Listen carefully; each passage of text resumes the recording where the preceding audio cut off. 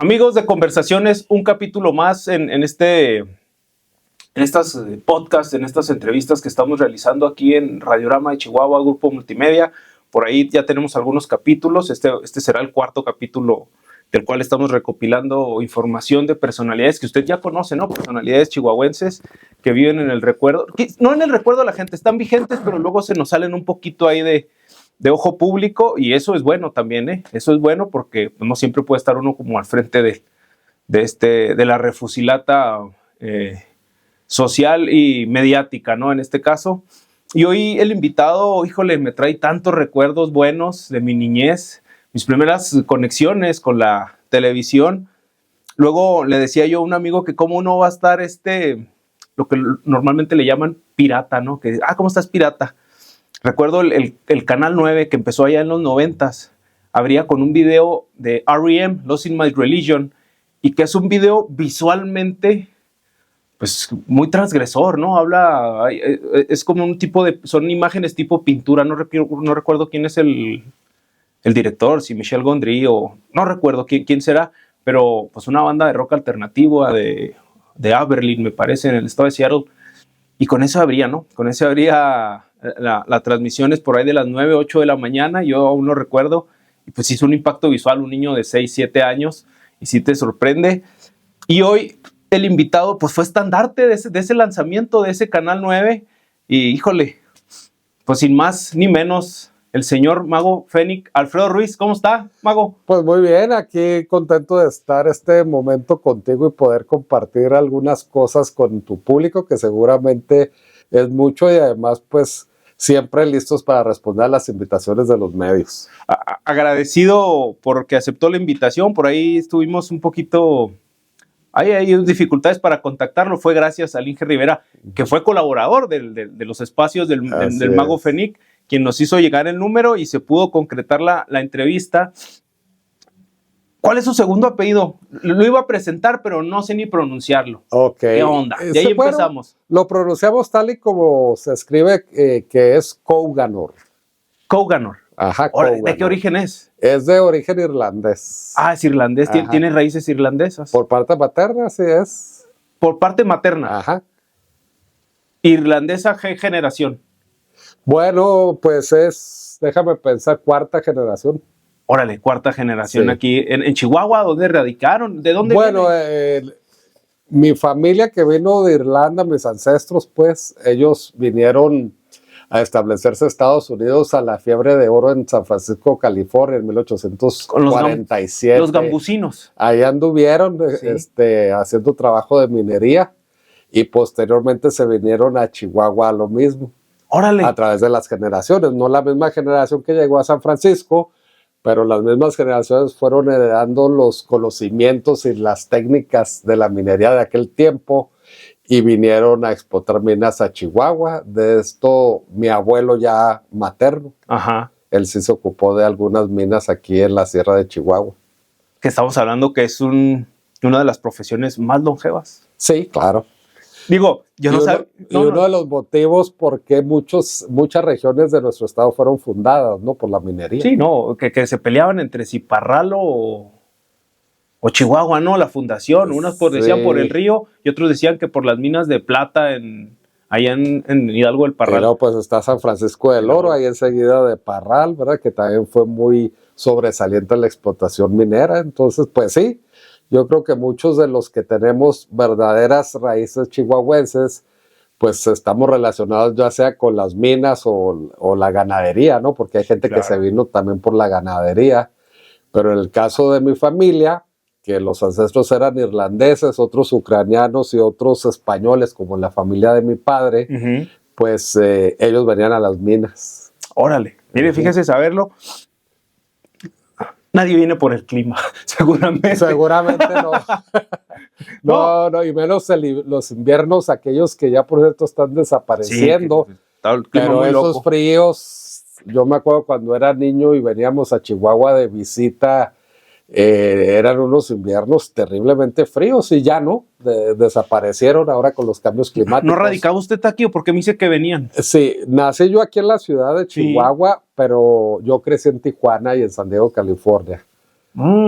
Cuando yo tenía 3 años de edad, mis padres se mudaron a Tijuana y vivimos algunos años en Tijuana, por lo tanto aprendí a hablar y escribir en Tijuana y luego nos cruzamos la frontera, como cruzarte de Juárez al Paso, ¿no? Nos cruzamos a San Diego por el trabajo de mi papá y ahí también en San Diego, California, pasé parte de mi adolescencia. ¿Todavía tienen familiares en San Francisco o ya desapareció? No, realmente éramos los únicos de la familia que nos fuimos a California. Bueno, los ancestros sí. Hay familiares, yo me refería a la familia primaria, que es mi papá y mi mamá. Pero en mis ancestros sí, hay si ustedes buscan el apellido Couganor, lo van a encontrar. Es muy escaso, realmente. Sí, no, claro.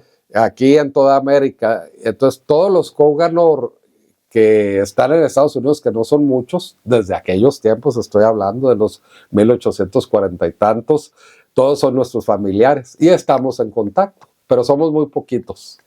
Oiga, pues ya sé por qué es mago. ¿Por qué, oye? Pues ¿de dónde vienen las mayores escuelas de magia? Me parece que vienen del Reino Unido. Bueno, ¿no? El Reino Unido tiene toda una historia de magia, por supuesto, y otro lugar muy connotado hablando de magia, de la magia moderna, de la magia de los magos, pues artistas. Sí. También otro lugar importante es Francia. Ok. Sí, digo, sí. Pues ya tiene como un contexto un poquito más explicable. Oiga, ¿en qué año nace? Yo nací en 1968.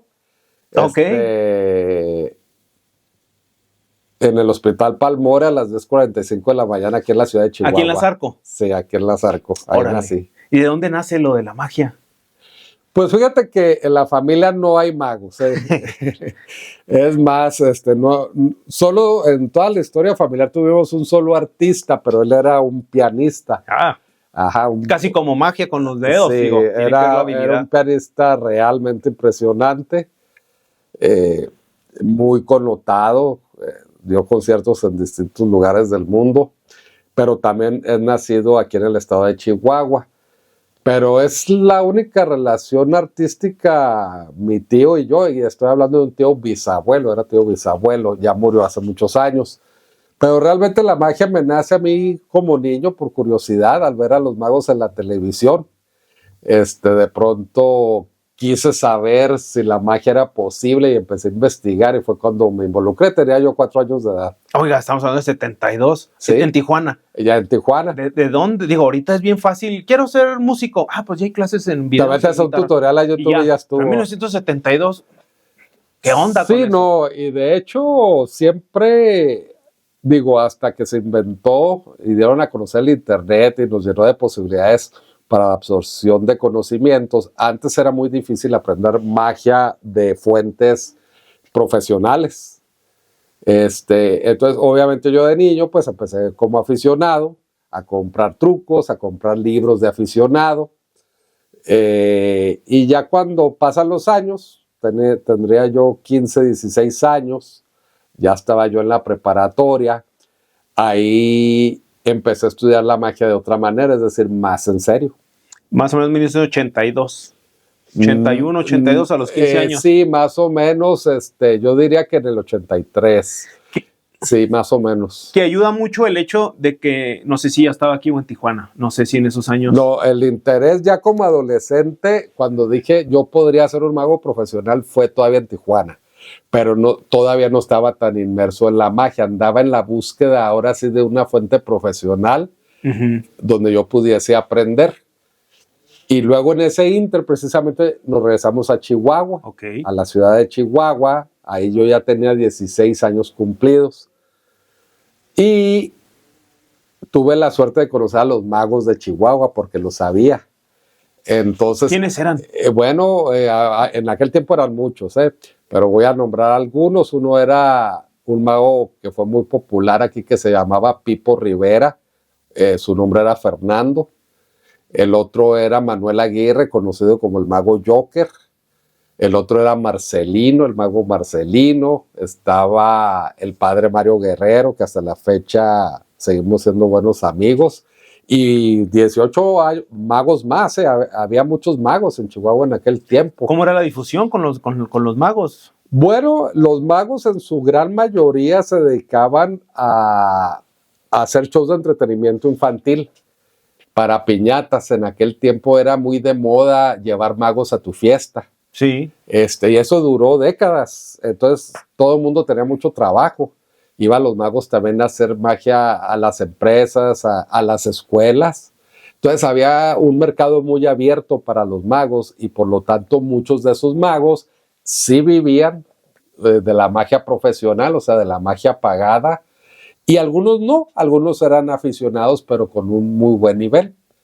Y ellos fueron los que me empezaron a instruir en mis pininos ya con miras a ser mago profesional, y gracias a ellos pues adquirí ciertos conocimientos básicos pero ya profesionales, y luego ya fui avanzando y fui cambiando de maestros, yendo a otras ciudades del mundo a aprender.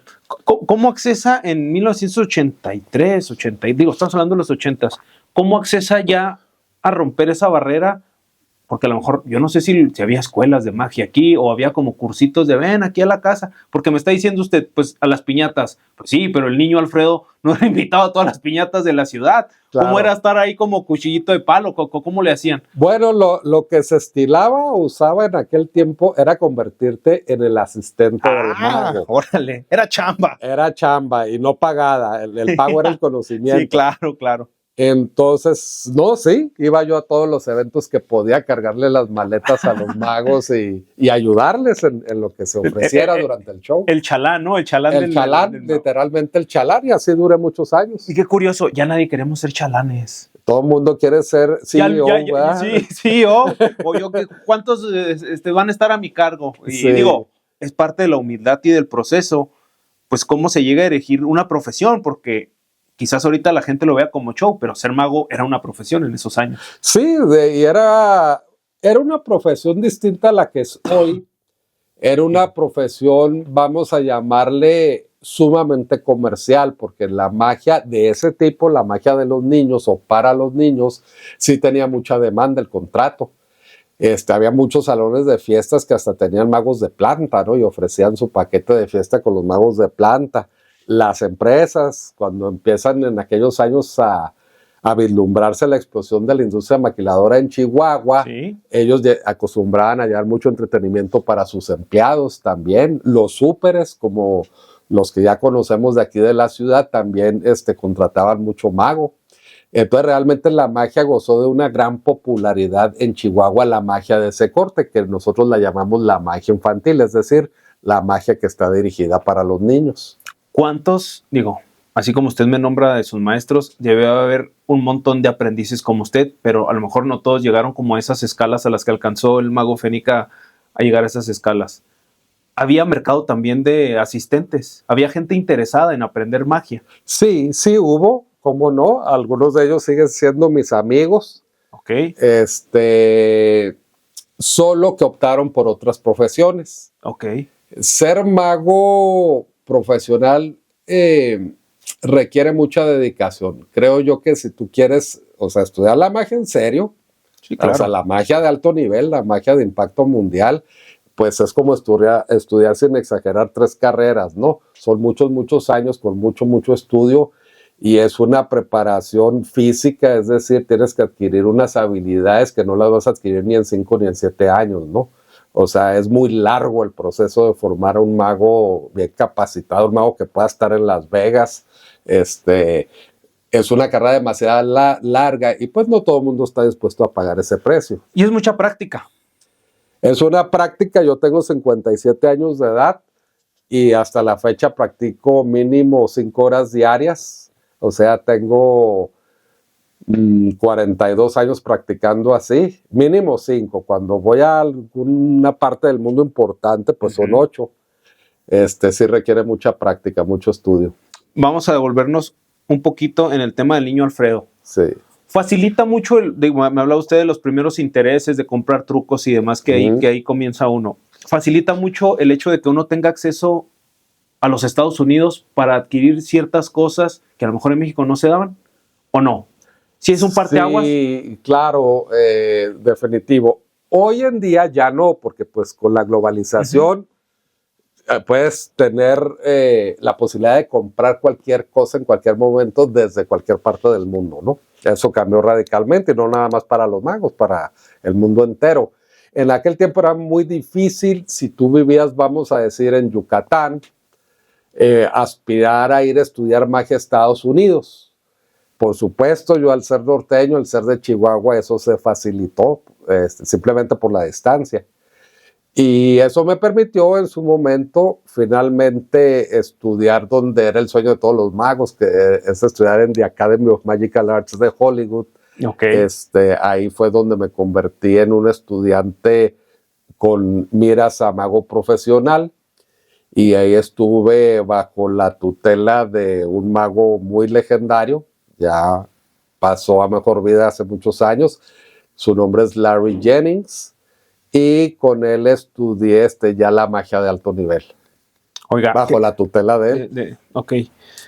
Ahí le va la pregunta, porque la gente luego piensa que la magia es brujería o que la brujería es parte de la magia. ¿Cómo se define la magia? ¿Cómo saber que no va por ese tipo de artes oscuros, por así decirlo? Sí, claro. Bueno, el origen de esa percepción de la magia está muy bien justificada, ¿no? Porque desde los albores de la historia, los hombres hacen trucos.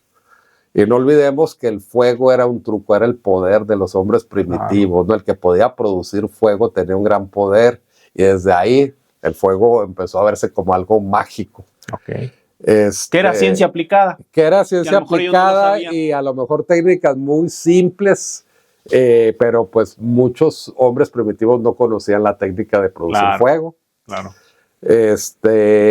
Y luego ya con las civilizaciones distintas, conforme fueron aumentando los conocimientos, los hombres que tenían los conocimientos, entre comillas, científicos, o creían que eran científicos esos conocimientos, eran los llamados sabios o los magos. Ok. Yeah. Entonces los magos eran vistos como sabios y hombres de ciencia en la antigüedad, porque a pesar de sí tener conocimientos que estaban relacionados con la ciencia, también utilizaban algo de trucos en los primeros principios del lavado de cerebro, de la psicología, del marketing, pues le crearon este tipo de perfiles hasta políticos, ¿no? Porque los magos anduvieron metidos en la política por muchos, muchos años. Y debido a eso, y obviamente a la brujería real, que esa es otra cosa, la gente empezó a confundir en un momento determinado a los magos, porque los magos en un tiempo de la historia presumían tener poderes verdaderos. No vendían la magia como ilusionismo, la vendían como un poder real. Okay. Entonces ahí se le relacionaba con brujería, con poderes ocultos, etcétera. Y eso duró también muchos, muchos años. En la Edad Media se populariza un poco más la magia. Entonces se dan a conocer, o se vuelven, mejor dicho, conocidos ya eran, se vuelven muy populares los juglares. Sí. Y estos juglares, muchos de ellos hacían juegos de manos, o sea, hacían magia de prestidigitación, y de ahí se empieza a ver la magia desde otro punto de vista, que era un entretenimiento. Sin embargo, fue hasta 1800 y garrita, cuando un mago francés que se llamaba Robert Houdin, no Houdini, el escapista. Es eso. Sí. Houdini se bautiza Houdini por Robert Houdin. Okay. Y Robert Houdin fue el que formaliza la magia artística con venta de boletos en un teatro y la hace elegante. Entonces él en Francia construye un teatro, él tenía dinero de familia, eran joyeros ellos. Y él se viste de traje de lujo, como se vestían los aristócratas en aquel tiempo, y así empieza a presentar la magia, ya no como un juglar callejero, sino como un artista de escenario tipo ópera, elegante, y empieza a llenar su teatro. Y la magia brinca a un nivel en donde los magos casi de inmediato empiezan a ser muy admirados. Y en ese mismo momento surgen muchos magos al darse cuenta de que la magia podía ser un entretenimiento de categoría. Muchos de los magos que ya tenían la preparación y el conocimiento empiezan a hacer lo mismo, y se llena Europa de magos. Y el espectáculo de la magia gana una posición importante, al grado de que en muchos teatros importantes la figura era el mago, no los músicos, no los actores, sino eran los magos. Y pues hasta la fecha, ¿no? Todavía si vamos a Las Vegas, las máximas estrellas siguen siendo los magos. Sí. Lleva ahora sí que la industria de la magia al nivel comercial y como una forma de vida accesible para el público, como show, no tanto el utilizar los trucos para una manipulación, como lo hablábamos que pueden hacer los primeros trucos de mercadotecnia en las figuras de poder y demás, sino ya lo lleva como una profesión a otro nivel más comercial y pues abierto para todos. Me platicaba de ir a la escuela en Hollywood, ahí en California. Sí. ¿Cómo se toma la decisión? Papá y mamá, órale, va. Porque es difícil, ¿no? Yo quiero ser mago. A lo mejor lo veían por la dedicación de que iba constantemente a asistir a otros magos, pero pues también requería ahí su lanita, su inversión, pero decían, a este sí le vamos a invertir porque sí le interesa. ¿Cómo toman esa decisión para que Alfredo vaya justificadamente a estudiar y poder pagar la escuela ahí en Hollywood? Bueno, tenía yo en aquel tiempo 17 años casi para cumplir 18. Sí. Y estaba yo decidiendo qué estudiar. Ajá. Entonces ya me había inscrito, me acuerdo, aquí en La Guacha, en la escuela de Derecho. Fue lo primero que pensé, yo voy a ser un abogado. En el 86, 87 más o menos. Por ahí, no, 88. Por 88, ahí, aquí en la Avenida Universidad. Ajá. Sí, ahí y ¿Sí quería ser abogado? ¿O era más de, entrega el papel, Alfredo? Había algo eso de entrega el papel, pero no me disgustaba tampoco. Órale. No me disgustaba porque como me gustaba, me llamaba la atención en aquel tiempo la política, también a su vez. Okay. Pensaba yo que el ser abogado era compatible con la política y lo es, ¿no? De hecho. Bueno, sí, ha habido muy buenos magos aquí en Chihuahua. Sí, lo sé. Muy buenos prestidigitadores, ¿verdad? Sí, claro. Sí, cómo no. Entonces un día un amigo me recomienda un libro de magia que acababa de salir, un libro profesional. Adquiero el libro, bueno, más bien dicho, me lo regala mi hermana. Y quedé yo muy impresionado con ese libro. Dije, wow, este mago es... ¿En inglés o en español? En inglés. Ok. Investigo en dónde vivía el autor de ese libro, porque a mí me había impresionado la inteligencia de ese mago, cómo había logrado crear unos efectos increíbles. Y pues me entero de que era una de las estrellas vigentes del Magic Castle de Hollywood, que esa sede es la sede mundial de la magia. Ok.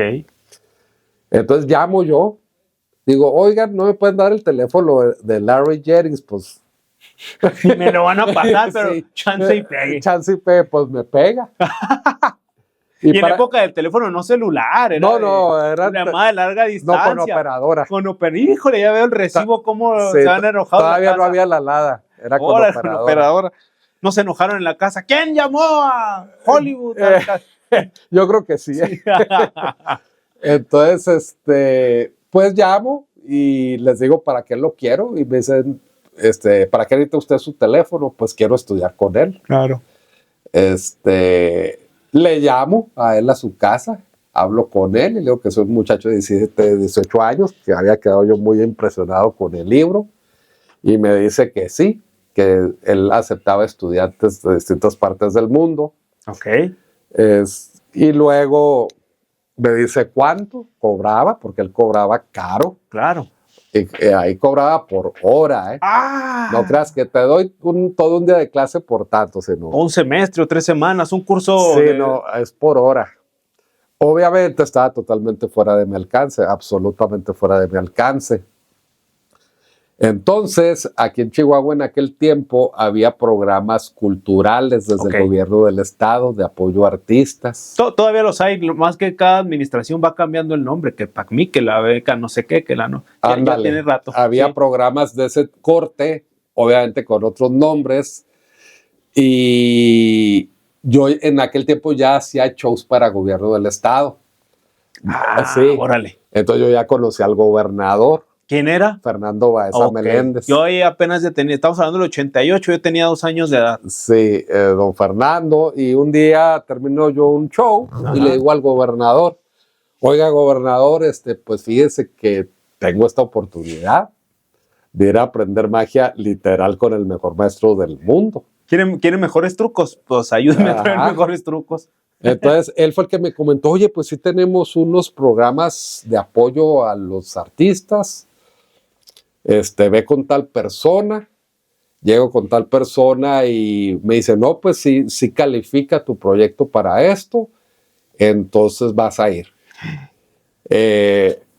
La primera secuencia era 6 semanas, vamos a llamarle la introducción a la buena magia.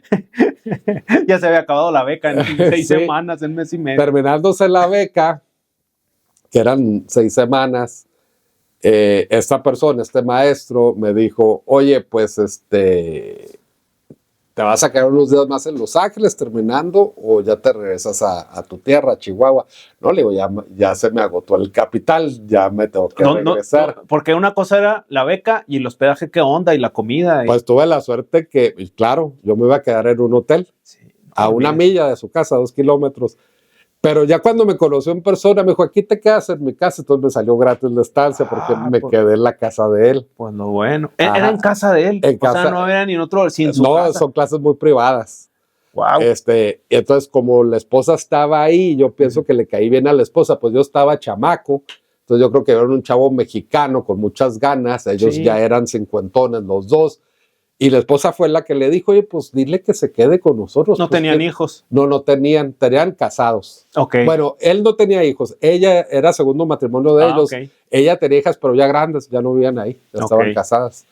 Entonces, como también la señora dice, y en 2 días yo me voy con mis hijas, precisamente a visitarlas. Pues bueno. Me dice, no, pues quédate aquí con Larry.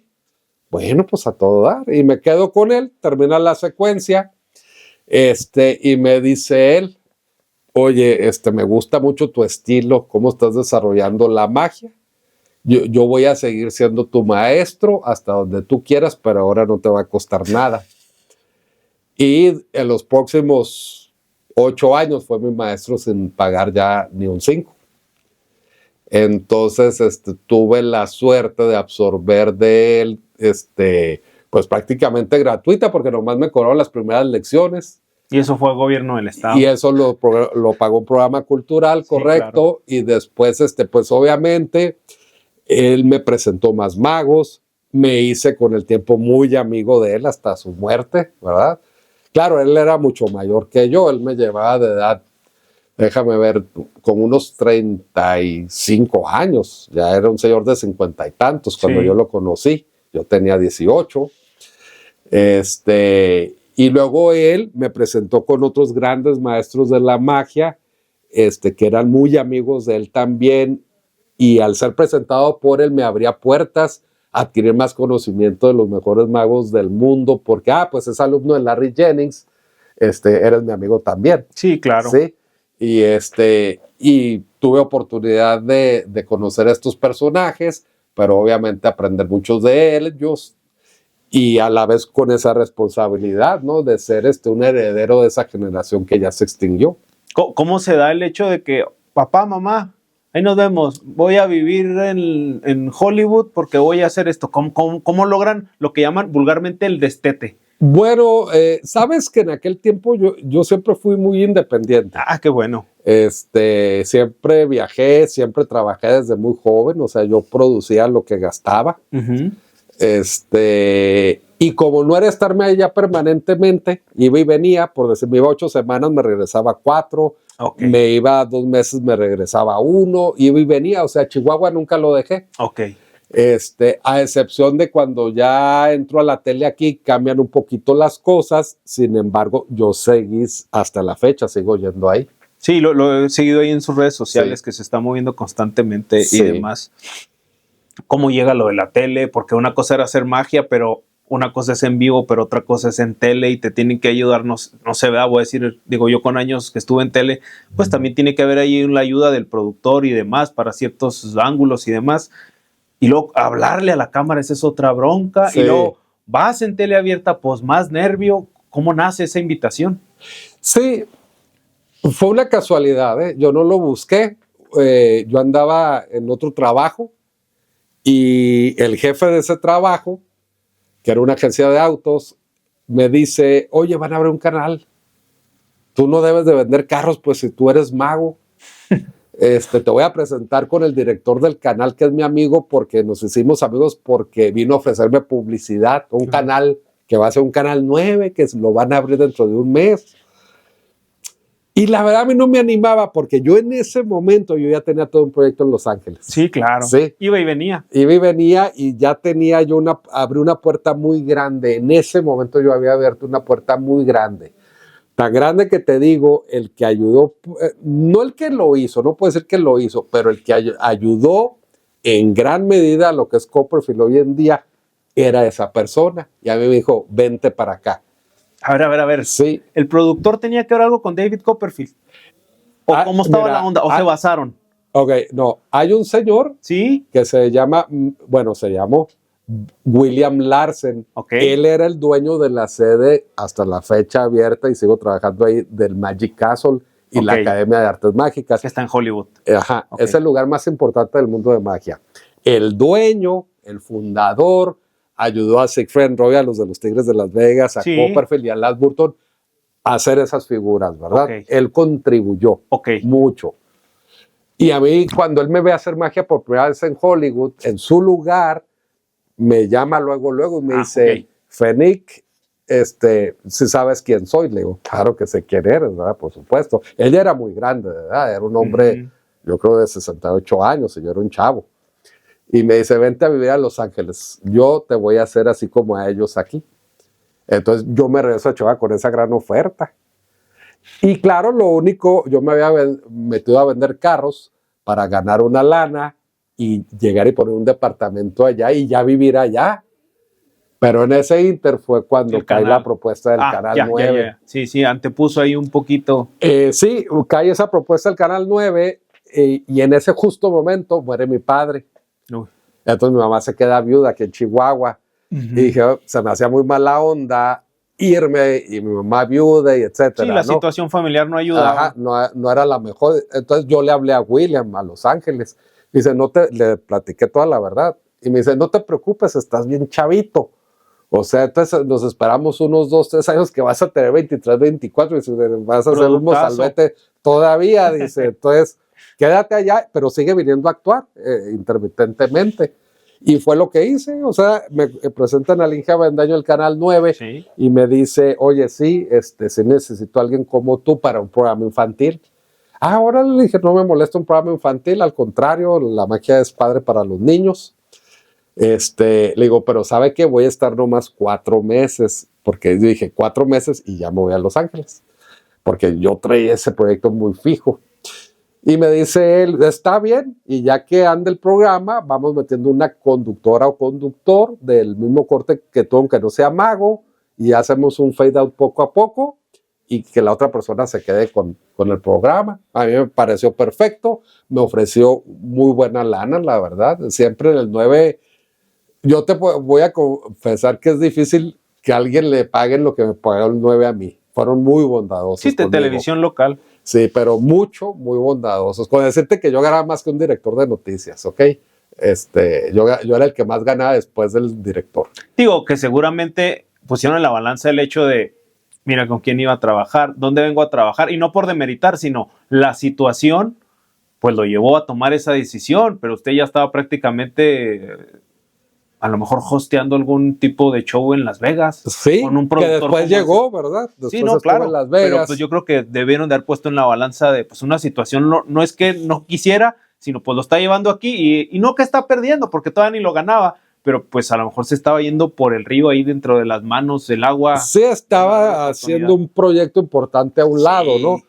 Y llego al convenio con el Canal 9, me dicen que sí, con buen pago, todavía no con el que terminé. Yo terminé en la situación que acabo de comentar. Sí.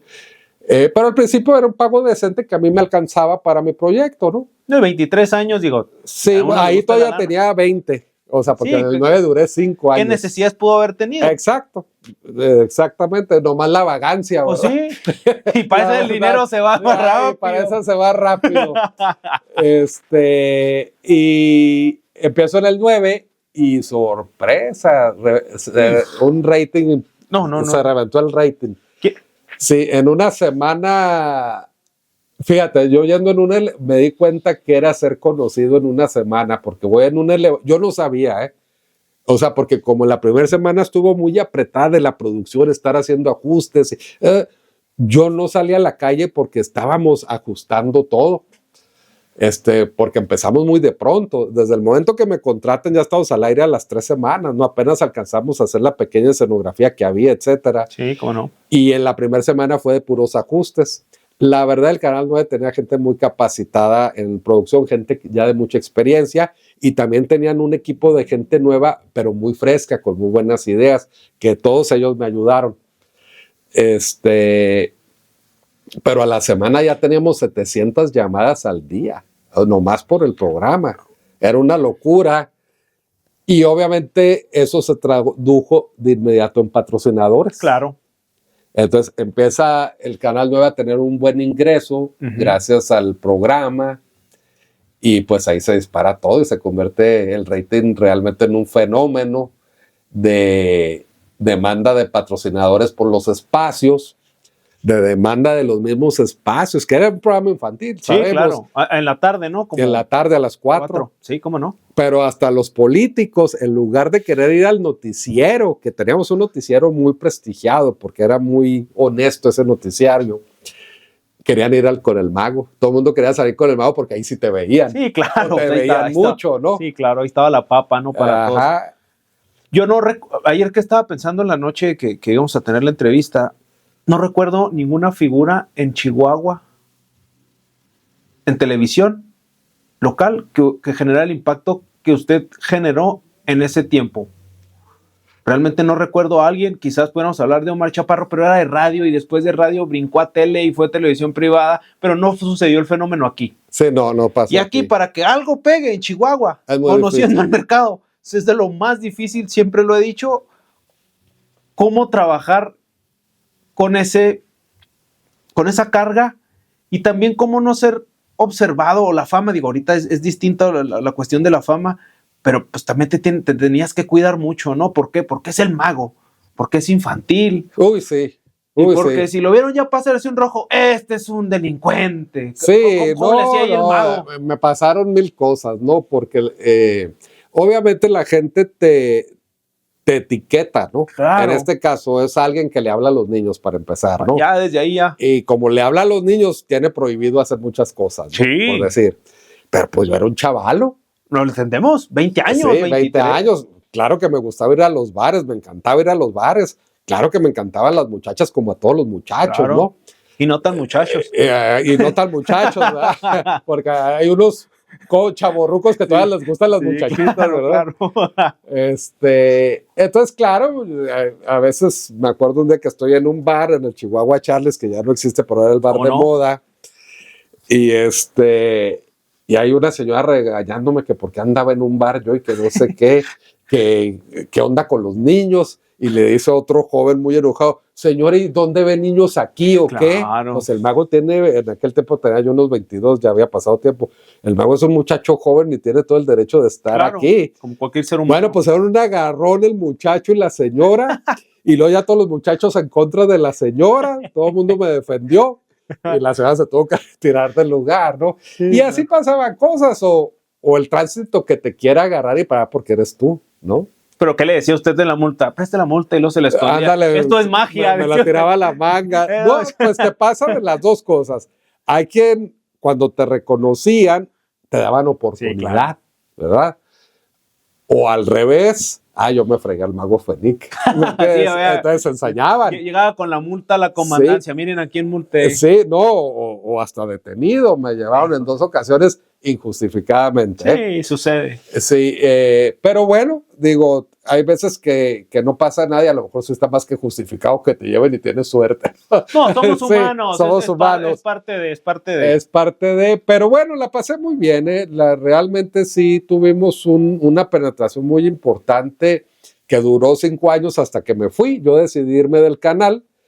En el 96, 97. En el 96, debido a que me firma el Caesars Palace de Las Vegas. Uy, no más. Y eso sí no lo podía yo desaprovechar. O sea, un hotel enorme. Sí, he Sí, estado en él. y en aquel tiempo pues era el hotel de hoteles de Las Vegas todavía, ¿no? Entonces, yo creo que ya había cumplido el ciclo, hicimos aparte otros tipos de negocios en el 9, porque el canal se abrió mucho conmigo, fueron muy bondadosos conmigo, ¿eh? Yo solo puedo hablar cosas buenas y bonitas del canal 9, de la familia Partida, del ingeniero Avendaño, de los técnicos que me ayudaron, porque no fui solo, me dicen, oye, es que eras bien creativo y hacías cosas bien innovadoras, sí, pero era mi equipo también, o sea, no todo se me ocurría a mí. Porque era en todos los días. Sí, no, olvídese. Y en vivo. Generar contenido en vivo, 10 años en televisión. Y luego aparte en video, que grabábamos en la calle, hacíamos cámaras escondidas, hacíamos muchas cosas que eran nuevas en Chihuahua. Fue la primera cámara escondida que se hizo aquí en la ciudad. Sí, recuerdo. Y teníamos nuestro equipo, los creativos éramos Mario Venegas, Juan Martínez, Jorge Pérez y yo, éramos los creativos del programa. Pero además teníamos los camarógrafos, los editores, etcétera, ¿no? Y a veces, claro, la dirección nos sugería o nos pedía, oye, ¿sabes qué? Mejor ajustate aquí, algo por cuestiones hasta políticas, ¿no? Ok, parte del negocio. Parte del negocio, como sabemos todos, ¿no? Oiga, ahí le va una, y esto yo nunca lo pude conseguir. Una cuestión de universidad, un amigo que fuimos ahí, traíamos un proyecto, me platica, pero yo creo que en Chihuahua no había alguien. De por sí, el juguete mexicano es bien difícil que exista, bien difícil, y son contados, ¿no? Sí. A nivel, puede haber chabelos, luchadores de plástico, estos, que la familia, que eran unos de como hule muerto, que era, válgame, el ratoncito amarillo, Topollillo y... Topollillo. Son pocos los juguetes. El mago tuvo un maletín de magia. Uy, sí. En los 90. ¿Saben lo que era producir juguetes? Se sabe en Star Wars. En Star Wars todavía no tenían los juguetes, pero ya los estaban vendiendo y luego daban un cartón y el cartón era como un canje. Bueno, aquí en Chihuahua también hubo alguien que pudo hacer juguetes y no cualquiera. Y todos los niños lo queríamos tener, el maletín de magia del mago. Entonces, era algo para mí, ya ahorita que lo veo yo a la distancia, haber estudiado mercadotecnia, trabajar en medios, en áreas de mercadotecnia, pensar en producir juguetes, no me quiero imaginar el reto. Y otra cosa, que fuera negocio. Sí. ¿Cómo estaba eso? ¿De quién surge la idea? ¿De dónde hacían? Nomás para poner contexto rápido, eran como seis trucos. 6 trucos en un belicito de plástico. En un belicito de plástico chiquito, para que más o menos lo dimensione, como el huevito que trae el juguetito. Por ahí iba la onda. Por ahí era como trucos pequeñitos, pero imagínense para estar produciendo y luego teniendo. Y aquí recuerdo que, no sé si en la Julián Carrillo, en la Niños Héroes, era como donde dejaban el producto y era donde lo podían comprar solamente. Por ahí está. Ok, en un inicio, ahí te va. Y lo puedo decir, yo fui un joven muy, pero muy ambicioso positivamente. Y no me daba miedo nada. Era demasiado audaz. Ahora me pongo a ver lo que hacía a mis 20 años.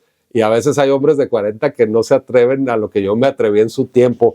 Pero a lo mejor ese era un hambre que yo tenía de salir adelante. No de ser famoso, ¿eh? No. Yo quería salir adelante, ser muy grande en la vida. Para mí era un reto muy importante salir de la clase media, ¿no? Para mí era, tengo que salir de aquí. Y obviamente cuando yo detectaba que había oportunidades, me aventaba, pero siempre tratando de hacer las cosas con calidad, no a lo tonto.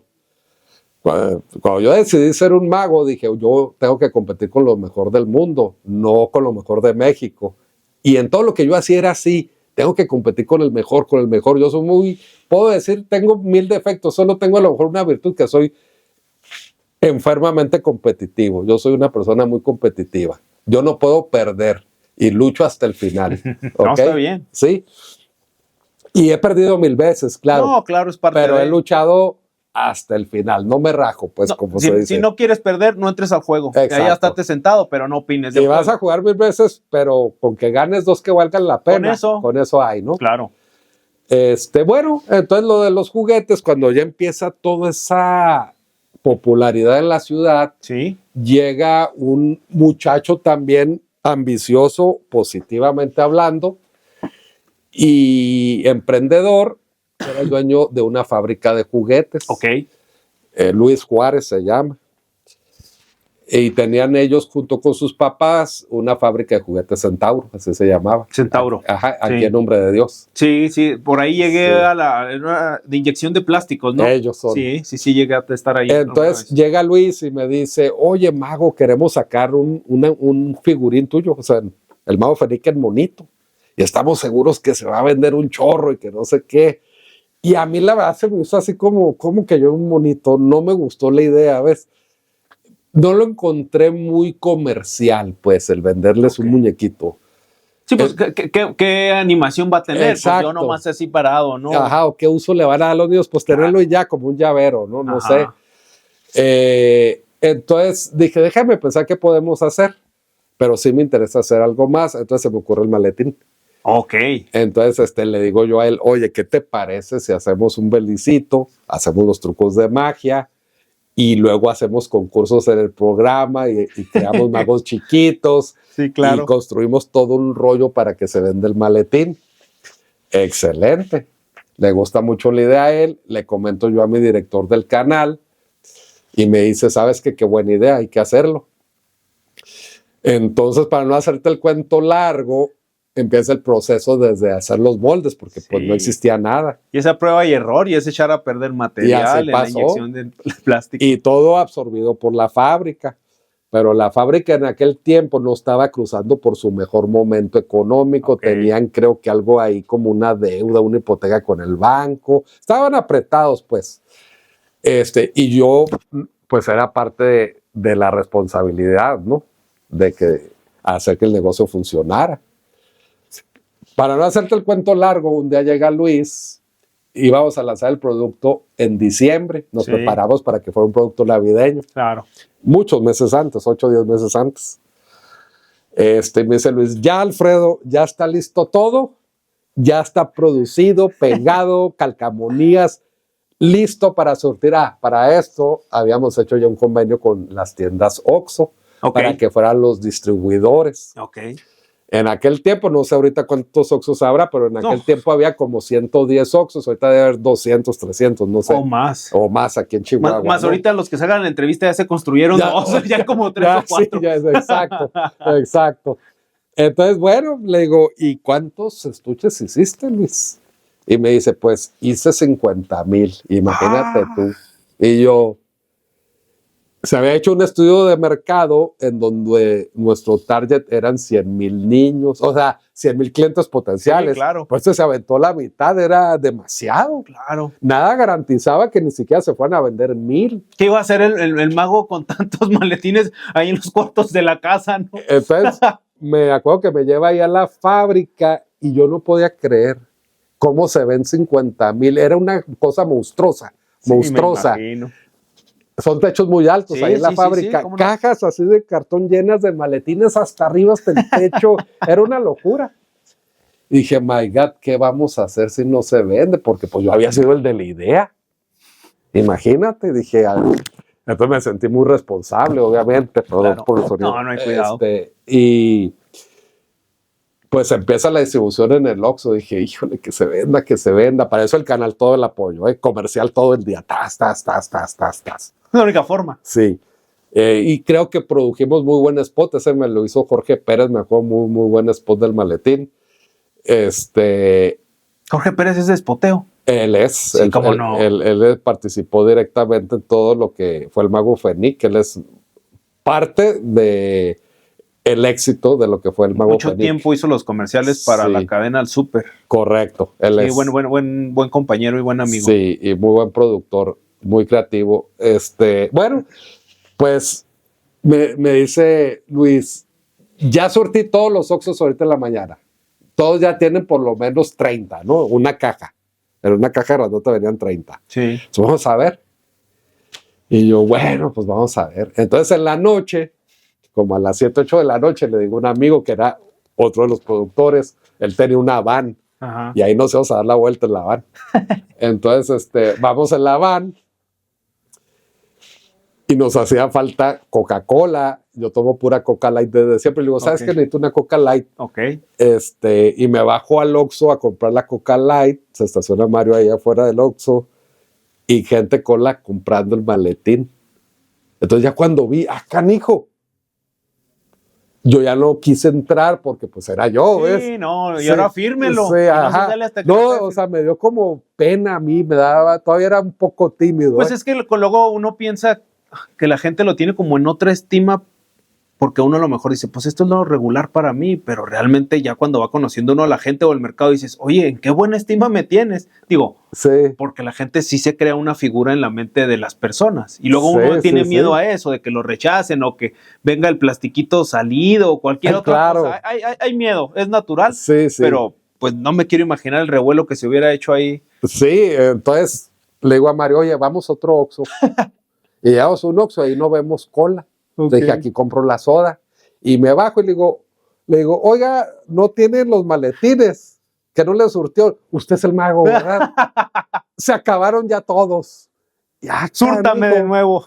Sí, fuimos a varios Oxxos y entonces se estaba moviendo. Sí, entonces, al día siguiente, me habla Luis muy contento, el dueño de la fábrica, y me dice, mago, son las 10 de la mañana y ya tengo el reporte del Oxxo que se acabaron en todos los Oxxos. Ahí voy a surtir otra vez.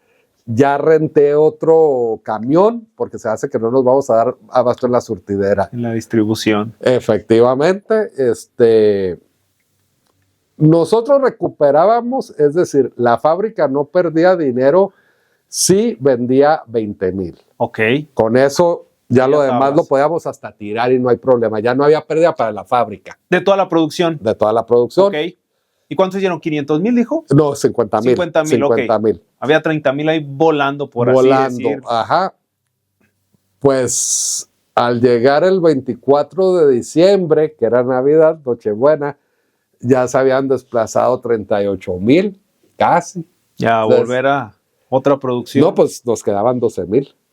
Porque pero ya no importaba, ya ahí ya la ganancia era muchísima. Ya el business ya había sido. Ya había sido un businessote. Sí, claro. Digo, eso se trataba al fin y al cabo. De eso se trataba.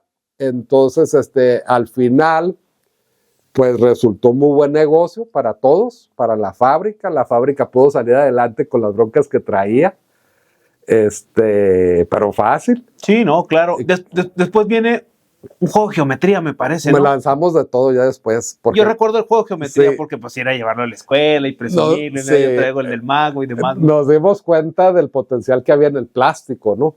Sí, claro. Entonces de ahí sacamos trompos. Es cierto. El Magic Top. Y es que también iban, no sé ni cómo se llaman los de los yoyos. Los promocionaban ahí y los trompos. Luego sacamos una colección de yoyos también, 7 yoyos diferentes. Sí, ¿cómo no? Sacamos las Zulas. Híjole, ya no me acuerdo. Sí, sacamos Zulas y los juegos de geometría que tú dices. Sí, recuerdo el juego de geometría. Entonces, pues fueron varios momentos en mi estancia en el Canal 9 donde creo que fuimos acertados en el manejo de la imagen del mago, porque pudimos vender mucho alrededor del mago. Luego empezamos a hacer empresa, a traer lucha libre. Sobre una promotora de espectáculos. Nos volvimos unos promotores de varias cosas. Órale. Empezamos a traer circos. Fuimos los primeros, fíjate, esto es totalmente cierto, y Maussan lo sabe y lo dice, fuimos los primeros en contratar a Maussan para una conferencia de ovnis. La primera conferencia que Maussan da al público fue aquí en Chihuahua. Me dice, con el Inge Rivera, que lo tuvimos en el episodio pasado, me dice que aquí en el bachiller es en 3, el bachiller es 1, así es. 1, perdón, en el gimnasio. Ahí fue la primera conferencia de ovnis de Maussan. Yo lo traje, obviamente invité a Gilberto, por supuesto. Que nos cobró muy barato, Maussan en aquel tiempo, una ganga. Tiene consultorios. Nos cobró una ganga porque él mismo a él le pasó lo que a mí aquí en Chihuahua. Él, como nunca se había enfrentado a una venta de boletos por ovnis, él dudaba, no, es que no, y yo nomás doy conferencias, traía una conferencia de la mariposa monarca. Sí, cierto. Y yo le voy y les hago la conferencia de la mariposa monarca. No. Saca tus mariposas de aquí. Aquí habla de marcianos. Sí, yo quiero naves espaciales, ovnis y marcianos. Y duramos como 3 semanas ahí en las conversaciones por teléfono hasta que accedió. Él mismo no sabía del impacto que iba a tener. Y cuando llegamos al Bachilleres 1, pues había más de 3,500 personas viéndolo. Recién construido, me imagino, en esa época. Era el primer evento, yo creo, vamos a llamarle profesional. Y masivo. Y masivo, porque había habido ya eventos de los estudiantes, Sí, ¿verdad? sí, básquetbol. Pero un evento con venta de boleto era el primero, sí, fue el primerito, ahí en el gimnasio.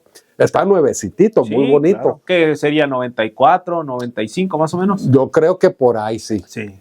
Entonces Maussan me dice, oye, ¿cómo nos va a ir, Alfredo? Le dije, se me hace que bien, Maussan. La venta va a buen ritmo. Entonces llegamos al gimnasio, yo lo traía en mi carro y a su productor. Sí. Y yo mismo estaba un poquito nervioso. No porque no fuéramos a recuperar, porque él nos había cobrado barato. Claro. Y el gimnasio nos había cobrado barato. O sea, no había mucho gasto alrededor. Pero yo estaba nervioso porque yo quería que él triunfara ese día. ¿Me entiendes? No, y era una apuesta de la empresa. Y era una apuesta del Canal 9, claro. Claro. Y el director me había dado todo el apoyo, como siempre me lo dio. Uh-huh. Entonces, llegamos al gimnasio y que veo una cola inmensa. Y dije, yes. De aquí somos. De aquí somos. Ya nos metimos al gimnasio y estuvimos ahí antes de salir. Bueno, yo nunca salí al público, era él. Y él terminó muy contento. Entonces, él se dio cuenta que ya era el momento de salir al mundo a dar conferencias de ovnis, ¿no? Que jalaba, vulgarmente como se dice. Trabajaba con cadena a nivel nacional. Ahí no recuerdo, fíjate. Yo le recuerdo que tenía un segmento y lo platicaba con el Inge Rivera, sí. También en el programa de 60 pero eso minutos. fue después, sí. Eso vino después. Eso vino después. ¿Y de dónde captan ustedes a Maussan? Porque me imagino que usted determina por el Inge Rivera. 60 minutos existía mucho antes de lo que yo estoy contando, ¿ok? El programa de 60 minutos era un programa muy famoso de documentales de Televisa. No, y gringo venía. Y era una franquicia gringa. Sí, claro. Entonces, ese programa lo conducía Juan Ruiz Gili. Y Maussan era reportero de Gili. Ok. Entonces, Gili se bronquea con Televisa por algo que hizo que no debe haber sacado, que recuerdo muy bien que sacó algo del gas, de unas empresas de gas, las denuncia, tiene broncas políticas, sacan a Gili y sube Maussan de titular. O sea, de un periodista a alguien que habla de ovnis. Pues sí está como, no digo que no sea periodista, es que fíjate, pero tenía otro enfoque. Es que, bueno, te voy a decir, es que lo curioso de Maussan es que él era un periodista, no hablaba de ovnis. No. Nomás un día habló de ovnis en su programa y fue un hit mundial. Sí. Y yo creo que de ahí él dijo, bueno, hay interés del público por los ovnis, entonces empezó a sacar muy seguido. Pero Maussan antes hacía reportajes muy bonitos, por cierto, muy serios, que no tenía que ver con los ovnis. No digo que los ovnis no sea serio, pero no era el corte, pues. Era el corte, sí, era otro tipo de entretenimiento, era otro mercado. Otro mercado, pero a él le pegaron los ovnis y luego le pegan en la tele. Viene a Chihuahua, da su primera conferencia de su vida de ovnis y ve, oye, de esto puedo vivir. Esto no está nada mal, ¿no? Y de ahí se disparó tremendamente, ¿no? Órale. Oiga, me dice del circo. ¿Se quedó el mago con ganas de tener un circo? Nunca. ¿No le interesaba? Por la cuestión esta de los hermanos estos que tenían los tigres y demás, un poquito la magia tiene que ver un poquito con este tipo de arte. Sí, claro. ¿No le hubiera interesado tener un circo? Nunca, no. Sí, volviendo a lo de los circos, te platicaba que me tocó en algún momento de mi vida, también en las épocas del Canal 9 y poquito después, hacer empresa de circo por un amigo, que él era experto en ese ambiente. Es todo un ambiente, todos se conocen. Todos se conocen. No, y a veces el trapecista es el que barre y luego la bailarina es la que son multiusos. Sí, entonces sí es difícil. Luego en esas épocas pues traer animales, o sea, sí había un costo, pero también quiero pensar que es muy buen negocio. En algunas ocasiones sí es muy buen negocio y quizá mejor negocio de lo que la gente pueda llegar a pensar. Claro. Un buen circo, bien manejado, bien representado, con calidad de producción, no sé hoy en día, estoy desconectado desde hace años de eso, pero en aquel tiempo sí era muy buen negocio. O sea, te estoy hablando que en aquel tiempo un circo medianón, vamos a decirle de medio pelo, pues en una temporada a lo mejor se podía ir por estar 4 semanas con 800,000 pesos libres o 1,000,000 libres. Entonces no era un circo grande, bastante Sí, más. claro. ¿Ok? Entonces sí es buen negocio. En aquel tiempo era un buen negocio el circo. Claro, nosotros no ganábamos esas cantidades porque nosotros éramos parte de toda una sociedad, entonces Sí, se repartía claro. el dinero. Y llegamos a traer circos. Me preguntabas que si me gustaría tener uno. No, porque es muy pesado en la mente de un circo. Físicamente es muy desgastante. Vamos a hablar de mantener un buen nivel de producción. También es desgastante porque hay mucha rotación en el personal artístico. Sí, claro. Hay un riesgo alto de accidente, porque sí, la gente a veces piensa que el circo es mucho show y poco riesgo, los números de riesgo, pero ese pequeño riesgo es la vida, ¿me entiendes? Claro. Entonces dices, aparenta el acto un riesgo de vida de 50%, cuando en realidad es del 3%. Es cierto, pero es la vida. Sí, claro. Y ahí, pues, ahí está el Y lo asunto. haces 3 veces al día. O sea, tu vida la arriesgas en un 3% 3 veces al día. No, pues, ni cómo. O sea, ¿verdad? Es No, y vulgarmente voy a decirlo, pues el que se lo cargó, pero el responsable del que se lo cargara, pues se carga es con otra todo. bronca. Esa es otra bronca. Sí, y la verdad yo me involucré en la mente del circo por mi amigo, porque vamos a decir para apoyar a mi amigo, ¿no? Órale. ¿Y qué pero yo cuando conocí el ambiente no fue algo que me llamara la atención para dedicarme o hacer empresa, no para nada. Sí, es un negocio que yo respeto mucho, pero es un negocio muy complicado. Ok. Oiga, entonces, después de pues grandes dividendos, de vivir el boom, tenía que seguir el objetivo del mago. Sí. Y dice, ahí nos vemos, me voy al Caesar's Palace a vestirme con túnica como romano y demás, o griego. ¿Cuánto tiempo hostea ahí el show? ¿O con quién hace la alternancia? Porque vamos a ser bien sinceros, mago. Me dice usted que la sede está en Hollywood. Ajá. ¿Cuántas personas del mundo, de Australia, de Japón, de Irán, que está muy de moda, de otras partes del mundo, quisieran estar en esta zona privilegiada como para poder tener acceso a este tipo de oportunidades? ¿Cómo le hace ahí el mago para decir, voy porque voy y porque voy a estar en la capital del mundo, del espectáculo como tal, la magia, y de lo que muchos quisieran estar? ¿Cómo vive eso ya en otra etapa de su vida? ¿Qué edad tendría? ¿24, 25? Debutó en el Caesars a los 26 años. Ok. Sí. Fíjate que yo estoy convencido de esto, Las cosas muy buenas que te pasan en la vida, yo creo que caen si te has esforzado para que vengan hacia ti. No necesitas buscarlas tanto. Yo no busqué nunca el contrato del Canal 9, te lo platiqué. Sí, claro. Y fue un boom. Yo nunca busqué la fábrica de juguetes, fueron solos. Sí. En esas palas yo no lo busqué tampoco. En mi vida hubiera buscado yo estar en Las Vegas. Estoy yo haciendo un show en Los Ángeles, ahí en el Castillo de la Magia. Sí. En el Magic Castle. Y terminó el show y se me acerca un tipo y me dice, oye, mi nombre es Barry Macomb, así se llamaba él. Y me saca la tarjeta. Soy el director general de entretenimiento de la cadena Caesars Palace. Y vine en busca de un mago. Y ya tengo toda la semana aquí en el castillo viendo magos de Alemania, de Holanda, gringos, todo. Pues tú eres, es lo que más me ha gustado. Necesitamos a alguien como tú. Entonces le digo, ¿y cómo está la onda? ¿De cuántos billetes estamos hablando? ¿Y qué tipo de show, no? O sea, no me dice, necesito un mago con la baraja. O sea, vine a buscar un mago de baraja. ¿Tiene un nombre? Se le llama cartomagia. Okay. Card magic en inglés, simplemente magia de cartas, ¿no? Sí. En español es cartomagia. Y vine a buscar un card magician, de primer nivel. Ya había los campeones del mundo, ya había los estos, otros. No, este acto yo lo necesito, el tuyo. Le dije, órale. Habían abierto en el Caesars Palace un complejo de magia especialmente para magos. Donde invitaban a los 6 mejores magos del mundo, según el Caesars Palace, en sus especialidades, magia de escenario, magia de mentalismo, etcétera, ¿no? Y también andaban buscando un card magician, un cartomago Ujú. para completar ese equipo de magos. Les Sí. faltaba a esa persona. Tuve la suerte que les gustó mi acto. Y le dije, ¿y cómo está la onda? Vamos a firmar un contrato. Espérame. En el acto se fue a su carro, trajo un portafolio y lo sacó encima de la... Estábamos en una barra tomando un Ujú. trago. Me dice, esta es la lana que vas a ganar y son 5 años, Fenique. Venía así. decidido el hombre.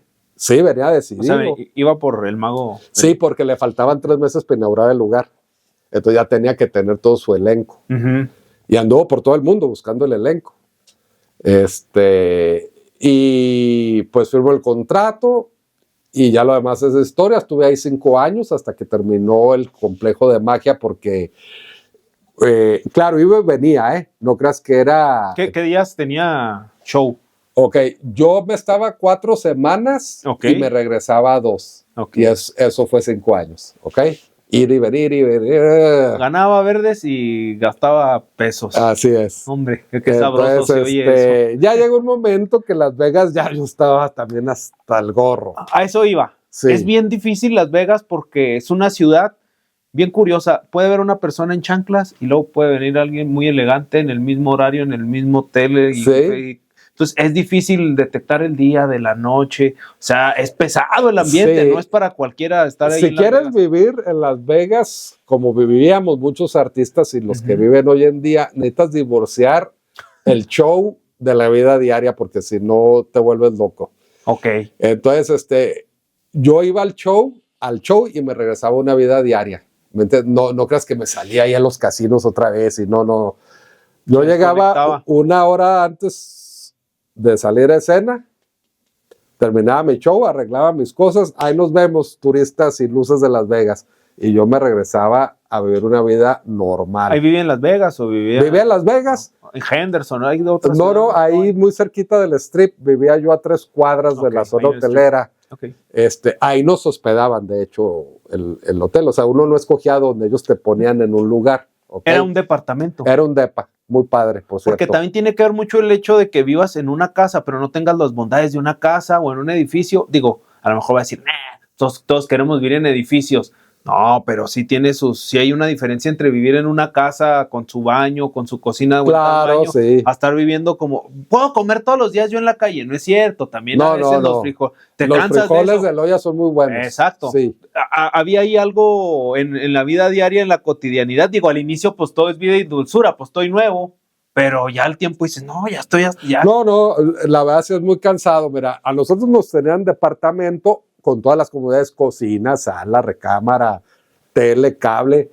Era un complejo, había gimnasios, o sea, el lugar estaba muy bien, Sí, pero no era una casa, no era un hogar, ¿verdad? exacto.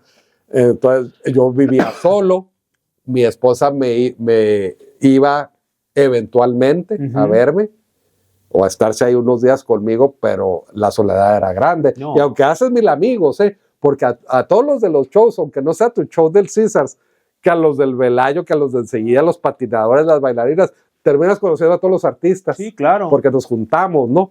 Pero aún así, para empezar, no es tu cultura. Para empezar, claro. Segundo, es otro tipo de relación humana distinta a la mexicana, ¿no? Sí, son fríos. Sí, son más fríos. Y son objetivos. Y sí. A lo que van. Y luego, por decir, si yo tomaba tequila, ellos fumaban marihuana. Yo nunca he fumado drogas, ¿no? Ajá. Entonces, había diferencias. Sí, el ambiente cambia. Sí, cambia el Se ambiente, enrarece. ¿no? Que hasta la fecha conservo muchos de estos amigos. Sin embargo, sí, después de 5 años, es cansado. Sí, es desgastante. Es desgastante. Y no me salí porque quizá hubiera durado más, pero lo que pasó que el Caesars lo vendieron.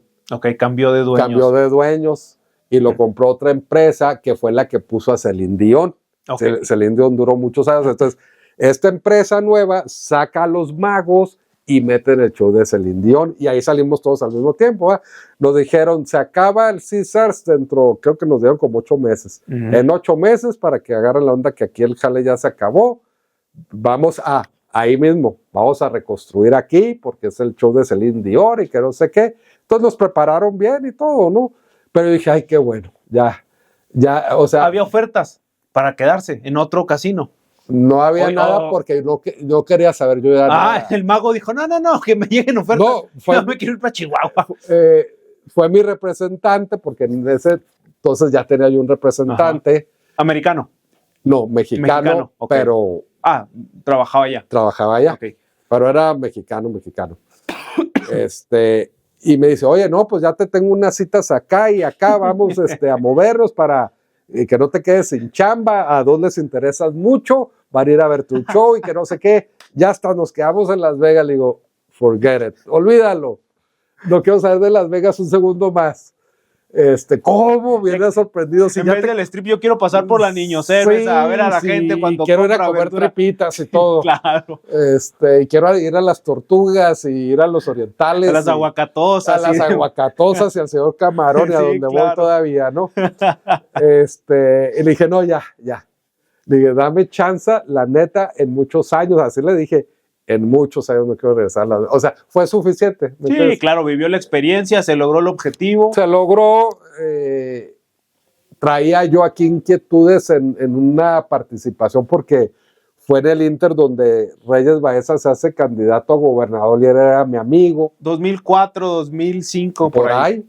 Entonces dije, pues le voy a ayudar a Reyes en la campaña, me metí a fondo a ayudarle a él. Claro. Ganó y todo, me quedé yo en Chihuahua, tuve un empleo con Reyes. Que fue cuando montan Museo Semilla. Es correcto. Ahí con el Jorge Moreno, un saludo si es que nos ve, a ver si todavía se acuerda. Sí, todavía se acuerda del Jorge. Es correcto, y estuvimos haciendo más televisión y no quiere decir que abandoné mis ideas al Castillo de la Magia, hasta la fecha sigo yendo. Siempre seguí con eso. O sea, por ejemplo, en Las Vegas me pasaba, en Las Vegas voy a tener 4 semanas de descanso y hablaba yo al Castillo, en tal fecha me pueden recibir para hacer shows 10 días. Sí, vente en tales fechas 10 días. Pero al Castillo, como lo considero mi alma mater, siempre regreso. Ahora regreso como artista nada más, o al revés, ahora doy clases, ¿no? Porque pues ya pasaron muchos años. ¿Ya cuántos años, ya por decir, con certificado como mago? Bueno, 36, ¿qué podemos decir? ¿Del 90 para acá?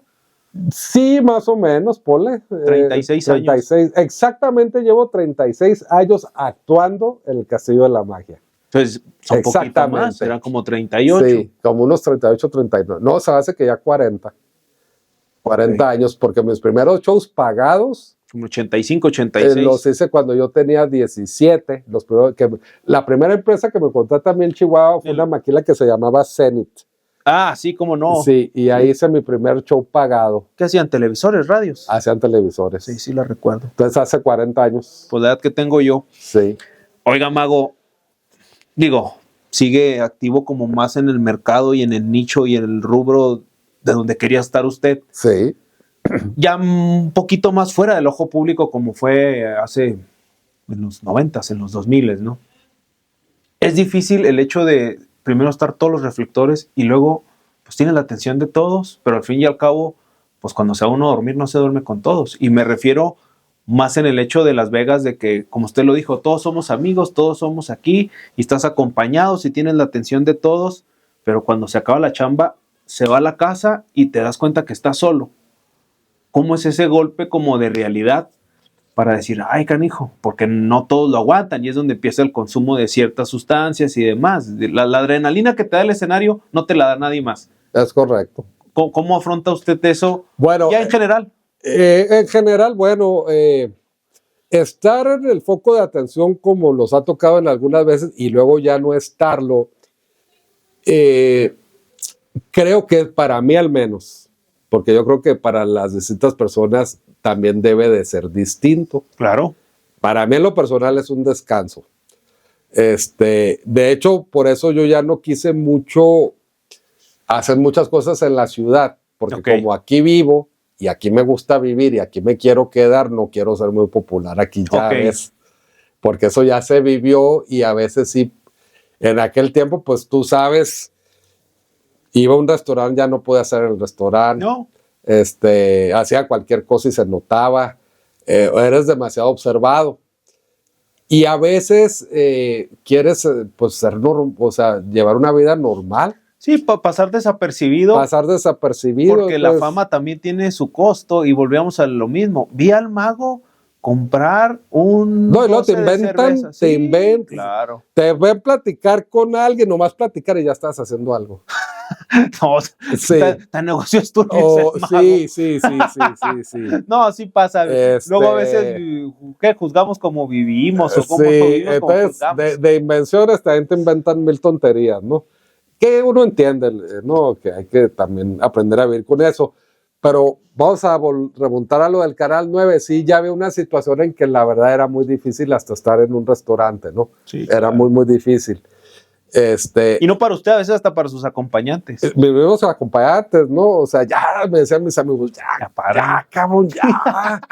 Y pues te tienes que parar, saludar, ser cortés, que el público lo merece. Y eso ¿no? es lo malo, porque si usted, pues déjame comer, ya se le subió. Mamón y... Sí. Porque, y eso piensa ese, pero ya está el otro en la fila también esperando ahí que lo firmen y déjame comer, le acabo de decir, pues ya, para todos es una mala persona, ¿no? Es bien fácil juzgar así. Es muy fácil, me acuerdo un día que estoy dando un chorro, era en aquel tiempo el maletín. Sí. Entonces salíamos a promoverlos, literalmente se juntaban cientos de niños y a veces miles, sin exagerar. Era una locura. Entonces, pues yo trataba de dar todos los autógrafos que pudiera en el rato que íbamos a estar ahí.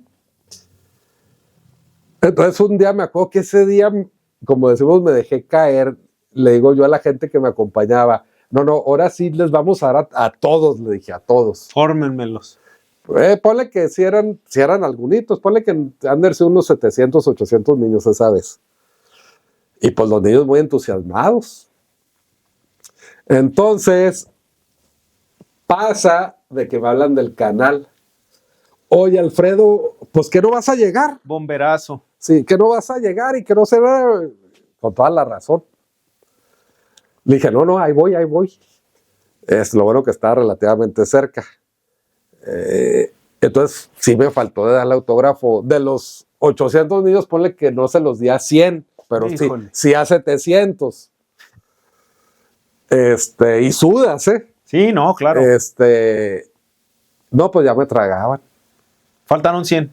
Que qué cruel era el mago Fenic, y luego el periódico, que había yo despreciado a los niños, les valió cake que haya dado yo 800, porque los importantes eran los 100 que no lo tuvieron. Pero bueno, no puedes cumplir con todo el mundo, ¿no? Claro. Entonces yo tomé esa resolución, ¿no? Incluso cuando llegué a tener programas posteriores, que fueron el de TV Azteca, el de TV Chicos, y luego el de Antena TV, que también duró 5 años. Sí, yo no quise volver a tener ese grado de popularidad, la verdad. Y menos en esta época. Luego también creen que te haces millonario. Y empiezan las extorsiones. No, suben Las Vegas a vivir en un castillo. Sí. O trabaja en Televisa y le han de pagar los millones, ¿no? Sí. Entonces, guardaespaldas. Sí. Entonces piensan que uno, por ser conocido, ya eres millonario. Y claro. Pues, no, yo les digo, no. Así que no estén fregando, ni se les ocurra. Cuando se vieron la época de las extorsiones, yo ya no me la acababa. No, sí le creo. Entonces, dices, no. Pero además es bonita la vida privada, a mí me gusta. No, sí, totalmente. Yo disfruto mucho, vamos a llamarle, el ser artista cuando voy a Hollywood a hacer mis shows, ¿no? Porque ahí está todo el conjunto, ¿no? Del gran escenario, de los espectadores de un muy buen nivel. No, y gente que lo entiende. O sea, y gente que está acostumbrada. Exacto, o sea, va a lo que va al show. No va aquí, usted a lo mejor se presenta en un bar y hasta el típico señor de voy a descubrir a cómo sí, no van a vaya a divertirse, ¿no? Vaya a ver el acto. Exacto. Entonces, por eso luego uno tiene como ese tipo de ay, hermano, disfruta. Es como cuando vas a ir a una película, es muy mala la película. Disfruta la película. Disfrútala, ya estás aquí. Ya pagaste. Ya pagaste. Pásatela bien, te guste o no te guste el actor, ya estás aquí. Yo creo que pasa igual ahí. Pasa igual. A mí me gusta mucho hacer magia, me gusta mucho. Y obviamente por eso sigo vigente, porque me gusta. Pues, sabes, he escrito algunas cosas de magia. Tengo un bestseller también ahí a nivel mundial, que está en español, inglés y francés. Me lo A ver, compraron. el nombre. Se llama, lo pueden ver, googlear, se llama The Code by Fenic, Ok. El Código. Fue un libro que hice en español, un libro de pasta gruesa de gran formato, un libro de magia profesional. Ilustrado, me imagino. Ilustrado. Uh-huh. Al salir a la venta en español, en automático, casi en automático, me lo compraban para inglés. Sale el inglés, se convierte en un bestseller Uh-huh. en todo el mundo. Se vendió en 165 países. Y como al año, poquito menos de un año que salió en inglés, me lo compré a Francia, una editorial de París. Sale en francés, esto hace apenas 2 años que salió en francés. También se vendió mucho. Ahorita estamos por entregar el segundo libro ya ahora en junio. Órale. Y me dedico ahorita básicamente a ser maestro de magos profesionales. Ahí En todo el mundo, de hecho. Okay. Vienen aquí a Chihuahua, pero yo ya no lo anuncio. Vienen aquí a tomar clases magos de Alemania, de Holanda, de Estados Unidos. Entonces, así como yo fui aquella vez a Hollywood. Claro. También vienen, aprendió bien el mago. Sí. Y es una forma de vivir, o sea, es válido. Y me dedico a los shows también. Tengo mi negocio, yo soy dueño, soy propietario de una escuela, de un kinder primaria y secundaria. Bilingüe, que ese negocio lo puse mi hermana y yo, nos asociamos desde el Canal 9. Sí, entonces, la escuela ya tiene 32 años de existencia. ¿Y por qué pusimos una escuela? Porque yo tenía una sección de visitado tu escuela en el programa del 9. Y ahí me di cuenta que cuando iba a las escuelas privadas, pues que eran negocios muy estables. Sí, claro. Entonces, cuando éramos jovencitos... Con un alto riesgo como el circo. Exacto. Uy, sí. Y vaya, vaya que sí. Vaya no que es muy diferente al circo. No es muy diferente. Con el estrés de una escuela tienes... Ya después de estar con esta escuela 32 años, dices tú, es que te aventaste porque eras joven y eras audaz. Pero realmente, sí, el negocio de la escuela es muy complejo y de una altísima responsabilidad. Y vamos a ser sinceros, pues el mundo es de los aventados. ¿Cómo quieres saber si vas a triunfar si no lo haces, verdad? A veces piensan, no, que el mago tuvo mucha suerte. Fíjate que no, siempre trabajé y siempre me arriesgué. Y dentro de los riesgos no todo me salió bien, ¿eh? También muchas veces perdí gacho.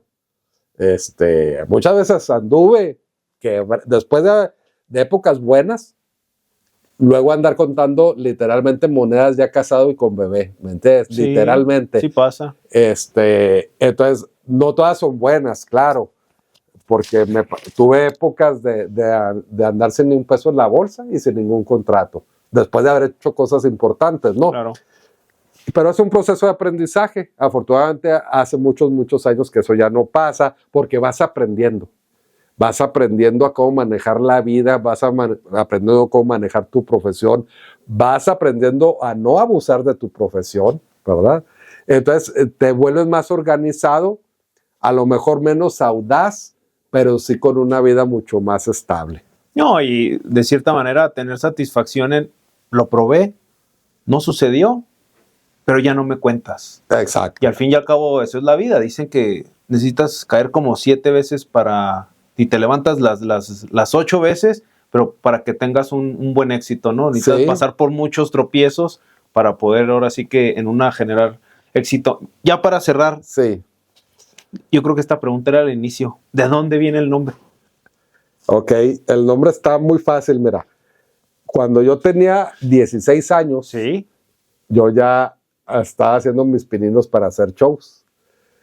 Entonces, mi nombre de pila es demasiado común. Yo me llamo Alfredo Ruiz. Y como el mago Alfredo Ruiz decía, nombre está horrible. En aquel tiempo se usaba mucho que los magos tuvieran un nombre artístico. Sí, claro. Entonces, en aquel tiempo a mí me encantaba hacer magia con las monedas. Ok. Y le pregunto a una tía que es alemana, oye tía, ¿cómo se dice moneda en alemán? Ella sabía algo de alemán, pero no era nacida en Alemania, era de ancestros alemanes. Entonces, hablaba alemán, pero no como experta, ¿ok? no como nativa, pues. Sí, no fluido. Ajá. Entonces me dice, mira, en este momento me acuerdo cómo se dice una moneda de centavos. Dice, moneda no me acuerdo, pero cómo se dice, así como en Estados Unidos hay los pennies. Penny. De ahí viene. Pfennig es penny en alemán. Entonces me dice, pero una moneda de 1 centavo se dice Pfennig. Ya. Entonces le digo, bueno, le voy a cambiar la pronunciación, le voy a poner Pfennig. Ok. Y de ahí viene, quiere decir penny Ok. en alemán. ¿Y eso lo sabían cuando estaba? ¿Eso ya era cuando venía de Hollywood? ¿O fue No, ahí? mucho antes. Mucho antes. Mucho ¿Y cómo lo antes. tomó ahí el maestro? Porque vamos a ser sinceros, de decir, no, este nombre a ti no te conviene. O le hizo resonancia, hasta ya traes nombre. Fíjate que es algo curioso. En inglés el nombre es muy digerible y lo pronuncian de volada bien y les gusta. Okay. O sea, en inglés. Pfennig. Se estableció lo la oyen marca. bien. Sí. En México he tenido problemas porque mucho el mago Fénix. Sí. Que nos da, vamos a ser sinceros, al mexicano le da flojera entender, ¿a poco no? Entonces, La pronunciación le da flojera. En lugar del mago Fenic, que así es, Fénix. mago Fenic. Oiga, mi mago Finis. Oiga, en la calle, ¿no? Que todavía me pasa. Mi mago Fénix. Otro. Oye, mi mago feliz. No, le digo, pues sí, soy feliz, pero. ¡Aviéntese un truco, mi mago Félix! Sí, ya los oigo, sí. Somos muy cómodos como Entonces dije, como y sociedad. fíjate, tengo un muy buen amigo que era el mago de Chabelo, el mago Frank, el del conejo Blas. ¿Cómo no? Sí, sí. Ajá, es buen amigo hasta la fecha. Esto lo acabo de ver en Monterrey hace unas semanas. Entonces, cuando yo me puse el nombre, él ya era famoso en aquel tiempo, ya Sí. salía con Chabelo, yo iba empezando. Y él venía a Chihuahua a hacer shows y pues nos juntábamos con él. Entonces le dice, cuando le revelo, me voy a poner el mago Fenic. Él me dijo, no, es un mal nombre porque Fénix, Fenic, luego no existe algo parecido, vas a batallar mucho para que se lo aprendan. Y efectivamente, Pero pues él también, el mago Frank. pues sí. Pues, ese es mi mago Frank, ese es mi Sí. mago Francisco, ya los oigo. Ya, el Y él mexicano. se llama Francisco. Sí, sí. Pues, Él se llama Francisco Suárez. Y bueno, ahí quedó el nombre, pero en Estados Unidos fue todo lo contrario. funcionó. Funcionó y se pega de volada. Así en cuanto bueno. se lo aprenden luego, porque no hay algo parecido. Sí, claro. ¿Ok? Oiga, en México ya cambió un poquito, cambian los tiempos, cambian las profesiones, se ha perdido la magia, hay que decirlo, ya no hay tanta gente que quiera ser mago profesional.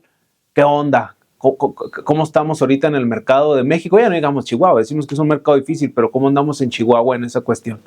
Bueno, mira, ciertamente hay menos magos a pesar de que hay más exposición de la magia. ¿Sí? Sí, hay mucha exposición de la magia en las redes sociales, diría de más.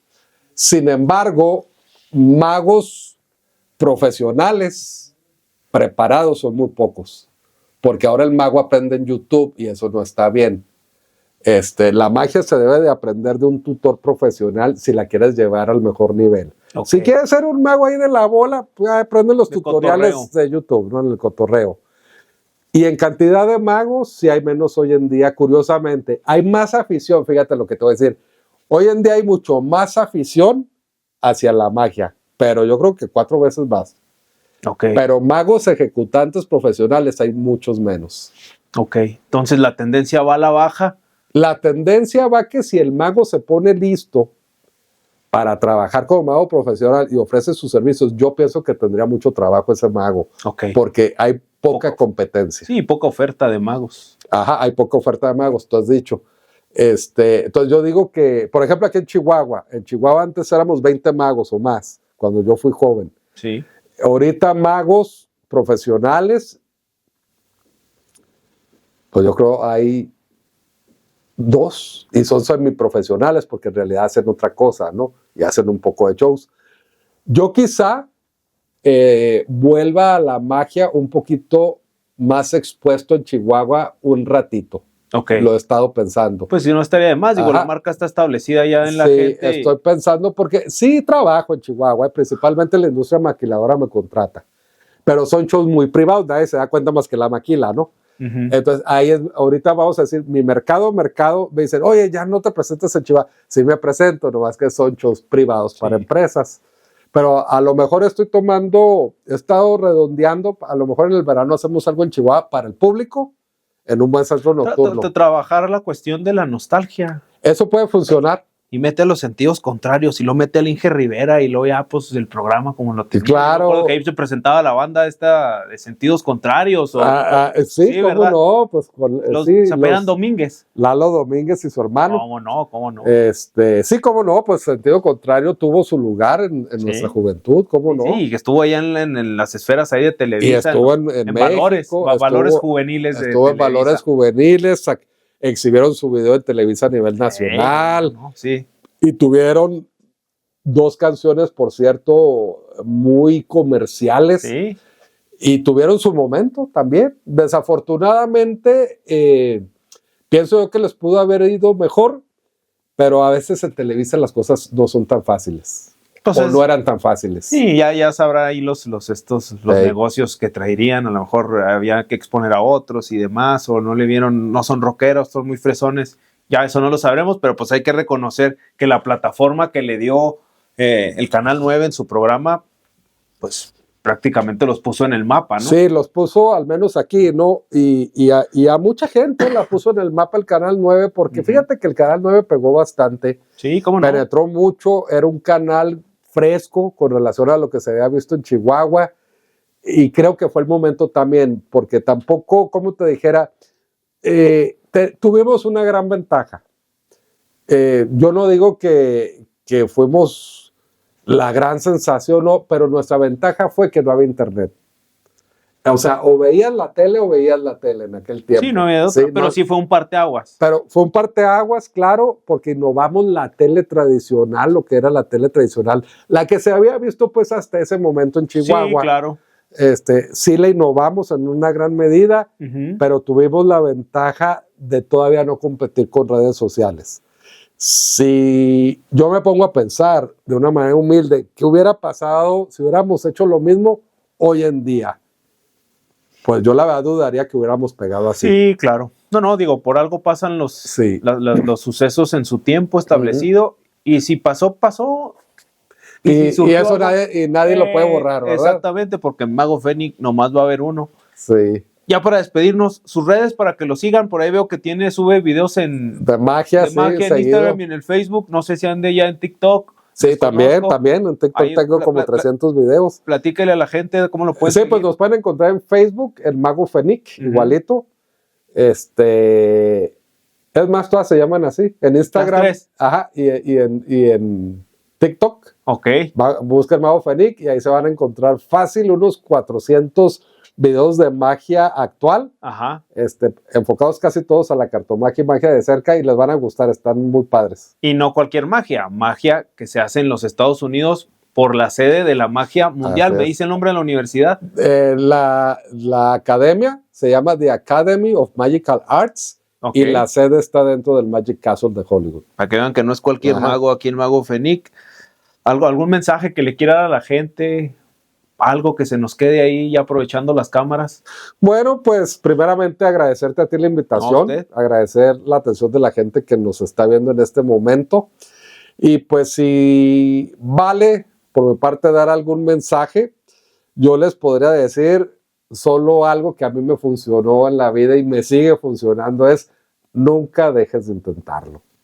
Bueno, pues ahí lo tienen, y agradecidos con el Mago, y yo creo que voy a hablar a manera de una generación. Gracias por darnos entretenimiento y permitirnos soñar a esos niños, porque creímos con una cierta idea y con un ambiente muy sano. Sí, se lo fue. Entonces se lo agradecemos, Mago, y pues gracias por la entrevista y el espacio y su tiempo. Gracias a ti.